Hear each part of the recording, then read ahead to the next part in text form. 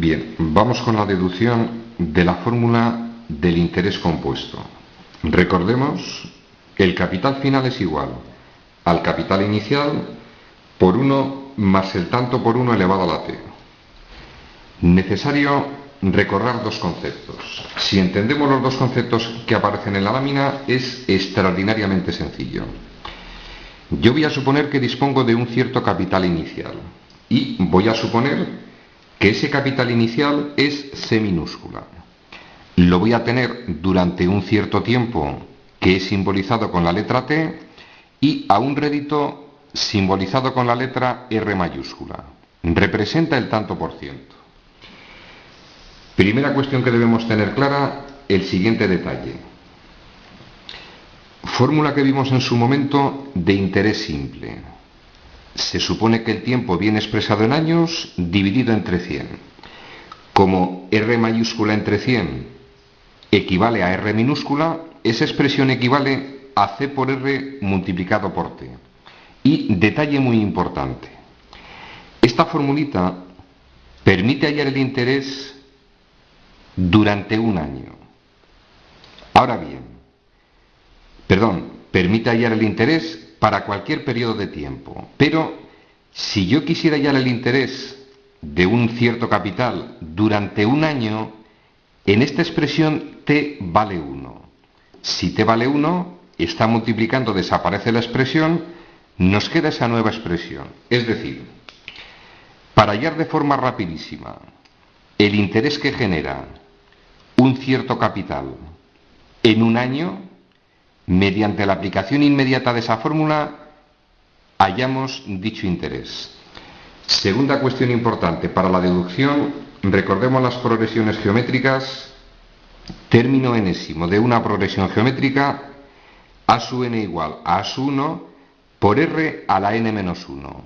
Detalle, esta r de la fórmula del término enésimo de las progresiones geométricas simboliza la razón. No tiene nada que ver con el tanto por 1. Se simboliza mediante la letra R, pero repito, esta R y la R del tanto por 1 de las fórmulas de matemática financiera no tienen absolutamente nada que ver. A partir del conocimiento de estos dos pequeños detalles, repito, es extraordinariamente sencillo.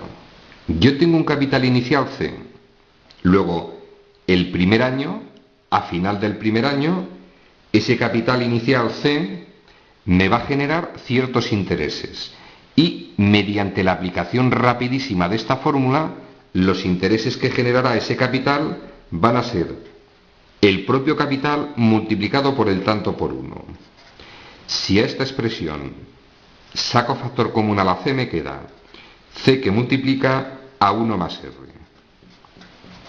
Es decir, al final del primer año yo voy a tener este capital final. Voy a analizar qué sucede el segundo año. Yo voy a contar con este capital para iniciar el segundo año. Es decir, el capital final del primer año coincide con el capital inicial con el que inicio el segundo año, expresión que aparece en la lámina. Durante ese segundo año, este nuevo capital nos va a generar ciertos intereses que van a ser igual al propio capital con el que cuento, que es esta expresión, multiplicado evidentemente por R. Analizo la expresión. C por 1 más R, factor común en los dos términos. Luego me queda C por 1 más R y multiplicado por 1 más R.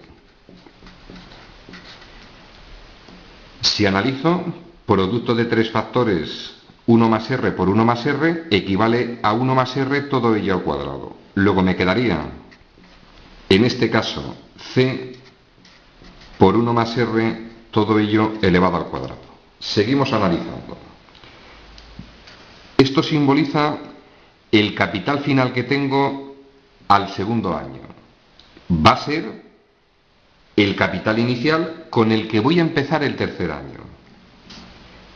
La expresión C por 1 más r elevado al cuadrado es, repito, el capital inicial que tenemos al finalizar el segundo año y que va a generar unos nuevos intereses durante el tercer año.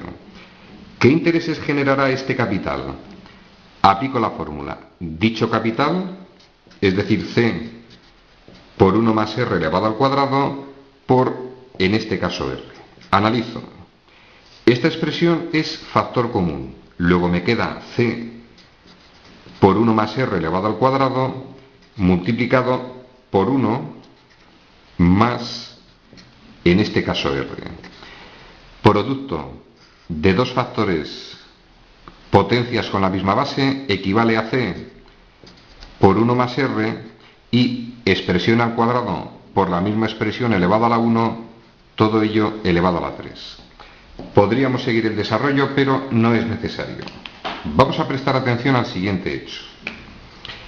Al final del primer año, nosotros tenemos este capital final. Al final del segundo año, este es el capital final. Al final del tercer año, ese capital final, que es el inicial del tercer año, genera ese capital final. Y así sucesivamente, si analizamos las expresiones que aparecen, es muy sencillo entender que se trata de una progresión geométrica de razón 1 más r. Es decir, si estos términos los ordeno, estamos ante una progresión geométrica de razón 1 más r.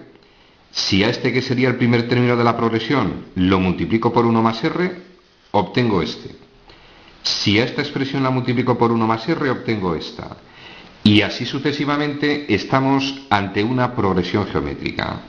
Como lo que me interesa hallar es la expresión del término enésimo de esta sucesión, procederíamos de esta forma. Si decimos que el término enésimo es t, año 1, año 2, año 3, etcétera, año t, sabemos que a sub t, según la formulita, es igual a la sub 1, en este caso c por 1 más r, por la razón r.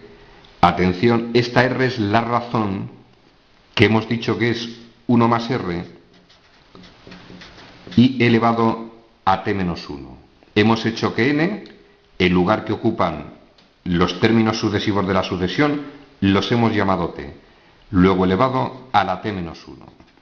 Si analizo la expresión 1 más r por 1 más r a la t menos 1, potencias con la misma base, sumamos los exponentes. Quedaría c multiplicado por 1 más r y 1 más t menos 1, desaparecen los unos, premio elevado a la t. Fórmula correspondiente, como vimos en su momento, al capital final obtenido en interés compuesto. Resumen al contenido de este ejercicio. Al final, necesario entender la existencia de esta fórmula. Evidentemente es necesario. Es la fórmula que permite hallar el capital final en casos de interés compuesto, pero como curiosidad matemática. Llegar a la deducción de esta fórmula del capital final, relativamente sencillo.